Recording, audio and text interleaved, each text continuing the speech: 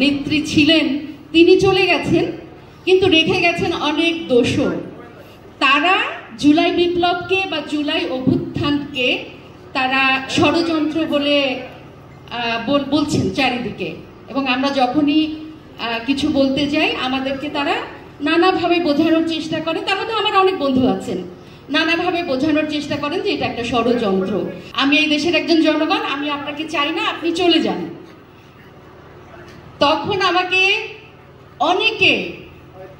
ভীষণ বিচ্ছিরিভাবে গালিগালাজ করেছেন, বিচ্ছিরিভাবে বলেছেন যে তুই কে হে হরিদাস পাল। আমরা দেখেছি 90-এর গণ আন্দোলনে অনেকেই মারা গেছেন, আপনারা জানেন তাদের নাম। আমরা রাস্তায় কবিতা পড়তাম, গান গাইতাম, এই গুলি চলে আসছে এই দিক থেকে ওই দিক থেকে, দৌড়ে আবার অন্যদিকে চলে যেতাম। আমাদেরকে যারা নেতৃত্ব দিতেন সেটা ছিল সম্মিলিত সাংস্কৃতিক জোট। আসলে 90-এর গণ আন্দোলনে সম্মিলিত সাংস্কৃতিক জোট নামের একটা সংগঠন তৈরি হয়েছিল। অনেকগুলো সংগঠন, অনেক দলের সংগঠন মিলে একটি দল। পরবর্তী সময় আমরা কি দেখেছি?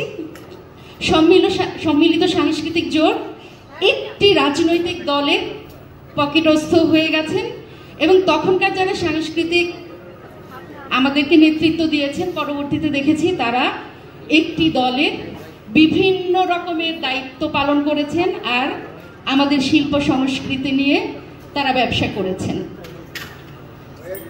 পরবর্তী সময়ে আমরা আবার পার করেছি এক স্বৈরাচারকে বিদায় করে, আবার নির্বাচন হলো।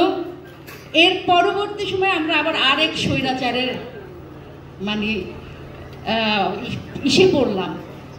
তো এই স্বৈরাচারকেও বিদায় করতে আমরা রাস্তায় নেমেছিলাম 24-এর জুলাই বিপ্লবে। যদিও এখন ফ্যাসিবাদ যিনি আমাদের নেত্রী ছিলেন তিনি চলে গেছেন, কিন্তু রেখে গেছেন অনেক দোষর। তারা জুলাই বিপ্লবকে বা জুলাই অভ্যুত্থানকে তারা ষড়যন্ত্র বলে বলছেন চারিদিকে, এবং আমরা যখনই কিছু বলতে যাই আমাদেরকে তারা নানাভাবে বোঝানোর চেষ্টা করে। তার মধ্যে আমার অনেক বন্ধু আছেন, নানাভাবে বোঝানোর চেষ্টা করেন যে এটা একটা ষড়যন্ত্র। যাই হোক, এখন আমি দেখছি যে নতুন নতুন আমাদের ফ্যাসিস্ট হাসিনা একবার বলেছিলেন যে জনগণ যদি আমাকে না চায় তাহলে আমি চলে যাব, দেশে নতুন নেতৃত্ব আসুক।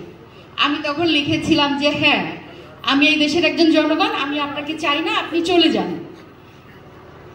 তখন আমাকে ভীষণ বিচ্ছিরিভাবে গালিগালাজ করেছেন, বিচ্ছিরিভাবে বলেছেন যে তুই কে হে হরিদাস পাল। আমি বলেছিলাম আমি এই দেশের একজন নাগরিক, এবং আমরা সেটা পেরেছি। কিন্তু বর্তমানে আমরা এই সময়টা একটা জটিল একটা সময় পার করছি। আমরা জানি না আমাদের সামনে কি আছে। আমরা আশা করব নতুন যে নেতৃত্ব আসছে তারা যেন ভালো কিছু করে দেখান আমাদেরকে। আমরা আছি তাদের পেছনে, তাদের কাছ থেকে আমরা ভালো কিছু আশা করছি। ধন্যবাদ।